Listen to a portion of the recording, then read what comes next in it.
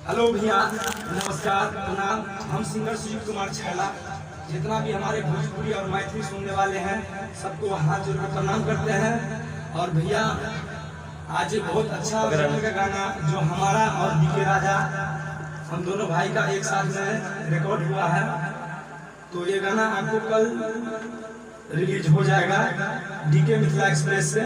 आप लोग सुने और लाइक सब्सक्राइब जरूर करें। अच्छा लगे तो भैया कमेंट जरूर करें। जय माता दी। आइए हमारा थोड़ा लाइव सुनिए।